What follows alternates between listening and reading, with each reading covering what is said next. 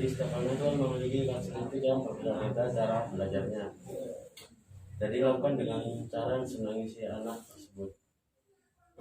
Ada kalanya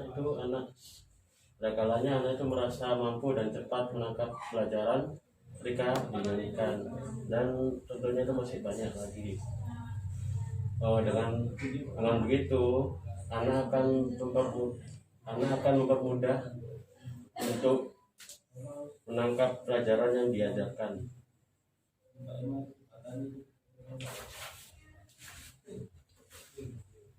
Dan selanjutnya yaitu mendampingi anak selama belajar.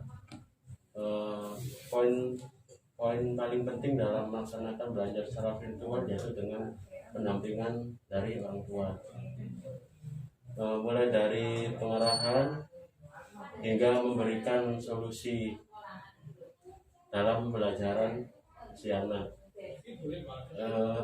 Mengarahkan anak untuk fokus hingga menjadi teman diskusi si anak.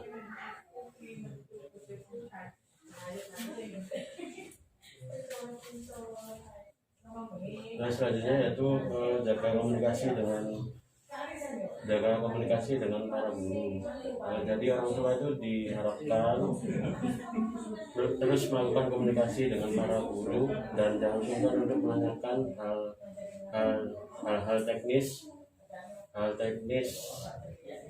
untuk yang berkaitan dengan pelajaran, agar itu pelajaran yang diberikan.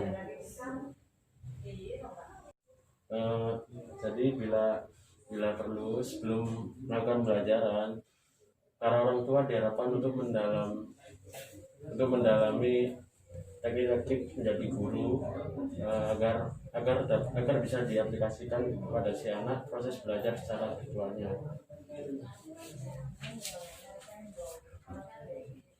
Yang terakhir yaitu mengulangi kembali pelajaran dan melakukan evaluasi latihan. Untuk pelajaran sudah dipelajari secara virtual dengan para guru itu sebaiknya diulangi lagi di lain waktu. Begitu anak akan terus mengingat dan memahami apa yang telah disampaikan dari guru si anak. Lakukan juga beberapa latihan yang bisa dibuat anak agar terbiasa dan semakin memahaminya. Jadi berikut tips dari nama saya Rizal. Di sini dengan Ibu siapa? Itu Siti Maisaro. Ibu Siti Maisaro. Di sini saya mempunyai pertanyaan terkait apa itu untuk pandemi ini, untuk proses pembelajaran anaknya gimana Ibu? Ya sering main, belajarnya jadi berkurang. Di sini kita ada beberapa tips dari kita. Untuk tips yang pertama adalah belajar di ruangan yang bisa membuat anaknya nyaman. Jadi bisa di luar ruangan, di halaman rumah, atau mungkin ruangan lain yang bisa membuat nyaman anaknya saat belajar. Hindari ruangan yang bisa mengakibatkan anak kurang bisa berkonsentrasi, seperti di depan televisi atau di atas tempat tidur. Untuk tips yang selanjutnya adalah menerapkan waktu belajar efektif. Jadi itunya bisa menerapkan waktu belajar untuk anaknya, kapan memulai waktu pembelajaran dan kapan mengakhirinya, dan juga kapan untuk bisa online, memulai pembelajaran online atau virtual. Untuk yang selanjutnya adalah kenali gangguan yang bisa merusak konsentrasi anak.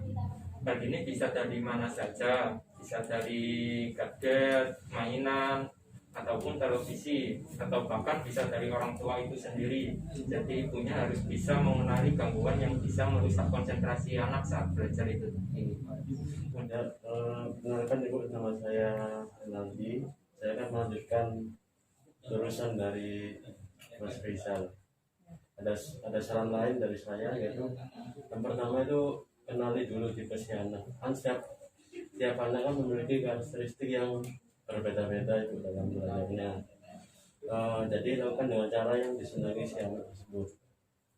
Ada kalanya tuh anak merasa mampu dan cepat menangkap pembelajaran ketika dinyanyikan. Untuk contoh lainnya masih banyak lagi. Dengan begitu akan mempermudah si anak untuk menangkap apa yang telah diajarkan.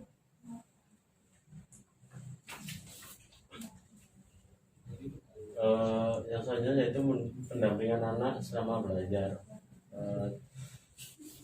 Hal terpenting dalam melaksanakan belajar secara virtual yaitu dengan pendampingan orang tua. Mulai dari pengarahan hingga memberikan arah dalam mempelajari apa yang dipelajarinya, dan mengarahkan anak untuk fokus hingga menjadi teman diskusi dalam belajar si anak.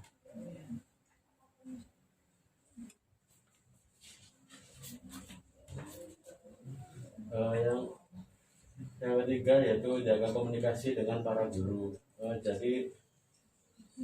Jadi orang tua itu diharapkan terus melakukan komunikasi dengan para guru dan jangan sungkan untuk menanyakan hal-hal teknis yang berkaitan dengan materi pembelajaran yang akan diberikan. Bila perlu sebelum memulai pelajaran, para orang tua itu harus mendalami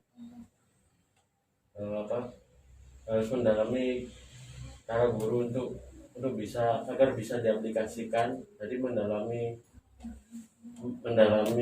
jadi istilahnya itu menjadi guru agar bisa diaplikasikan selama proses belajar secara virtual tersebut. Dan yang terakhir dari saya yaitu untuk mengulangi pelajaran dan melakukan evaluasi latihan, yaitu pelajaran yang sudah dipelajari secara virtual dengan para guru itu sebaiknya dilakukan kembali di lain waktu. Dengan begitu anak akan terus mengingat dan semakin memahami apa yang disampaikannya. Dan jangan lupa lakukan juga beberapa latihan yang bisa dibuat agar anak terbiasa dan lebih bisa memahaminya. Terima kasih untuk waktu dan kesempatannya untuk menjadi narasumber kami, dan semoga tips atau saran tadi bisa membantu untuk perkembangan belajar anaknya, Ibu. Sama-sama, saya juga terima kasih atas saran dan ilmunya, semoga bermanfaat. Amin. Audio Jungle.